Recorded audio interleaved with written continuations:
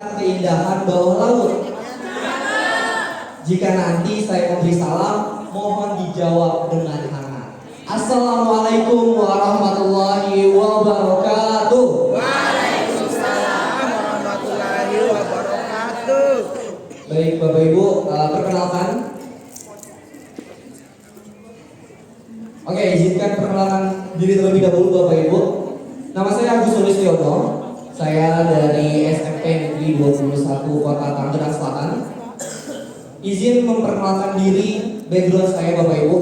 Saya dari PPG Prajabatan gelombang 1 tahun 2022 dari LPTK Universitas Negeri Jakarta. Kemudian background saya baru menjadi guru kurang lebih 4 bulan Bapak Ibu. Sebelumnya saya ngapain? Sebelumnya saya menjadi Master Teacher of Chemistry di ruang guru Bapak Ibu. Jadi saya 5-6 tahun di ruang guru. Ada yang punya aplikasi ruang guru? Ada. Oke, boleh dicek nanti. Ada saya di ruang guru untuk mata pelajaran kimia Bapak Ibu. Ya, jadi kita boleh tonton. Ada saya. Nih, contohnya di atas ini videonya. Kemudian saya juga aktif di Asosiasi PPG Prajabatan Indonesia sebagai Kepala Departemen Kewirausahaan dan Kemitraan dari 2023 sampai dengan sekarang. Oke, lanjut. Nah, di sini saya akan coba menerapkan dari mata kuliah PPG Prajabatan saya, yaitu desain thinking. Di sini ada yang belajar desain thinking juga nggak kemarin PPG Prajabatan? Ada ya? Nah, di sini saya coba menerapkan nih ilmu dari desain thinking PPG Prajabatan di kelas saya, karena saya masih baru 4 bulan di sekolah. Jadi saya coba terapkan ini.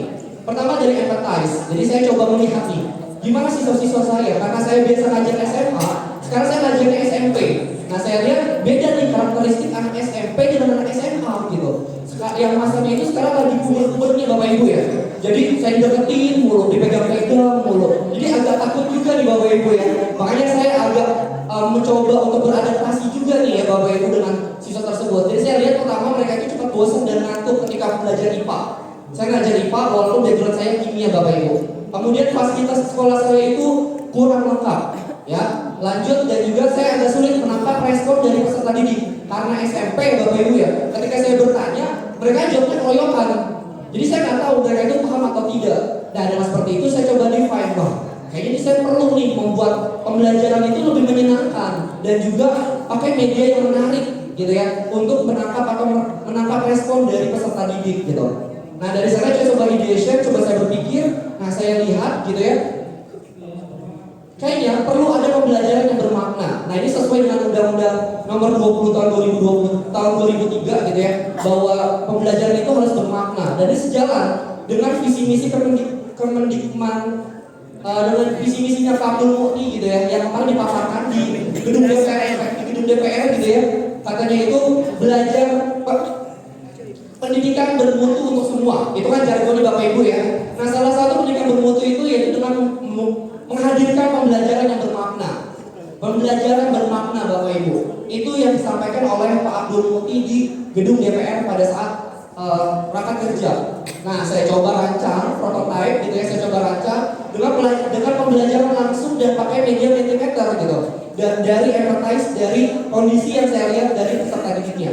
Kemudian saya coba testing, saya coba lakukan dan juga evaluasi praktik langsung dan juga media Mentimeter di kelas IPA saya. Ini tuh gak langsung saya pakai langsung bisa jadi pakai, gak bisa. Jadi saya coba di kelas pertama saya evaluasi, di kelas kedua saya evaluasi, begitu seterusnya sampai di kelas yang terakhir. Oh, saya dapat patternnya nih.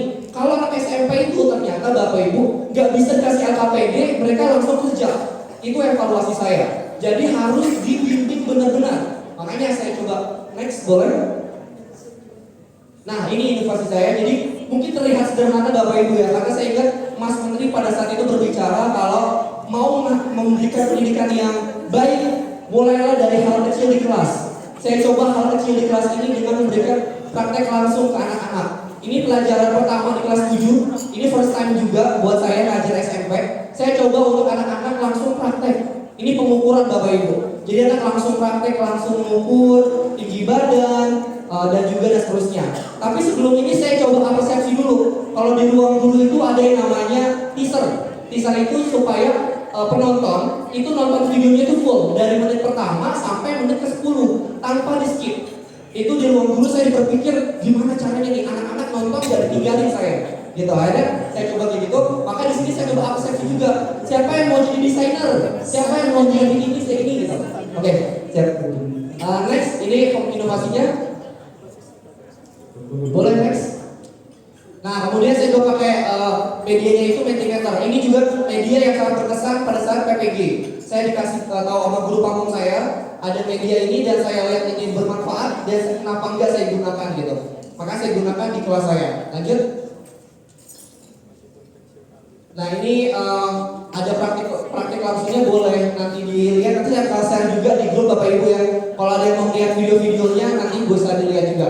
Pakai media Mentimeter dan juga nanti ada hasil belajar peserta didiknya. Boleh next. Nah, kemudian saya juga pengen anak-anak itu menggunakan media sosialnya dengan baik Bapak Ibu.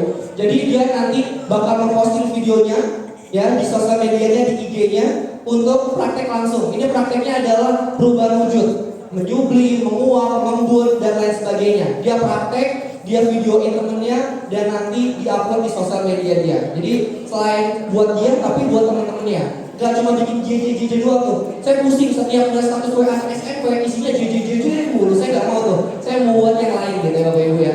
Next. Nah, ini dampaknya saya coba udah berbagi ke teman saya sejawat, teman kelas 7 juga, guru kelas 7 juga di SMP saya. Next.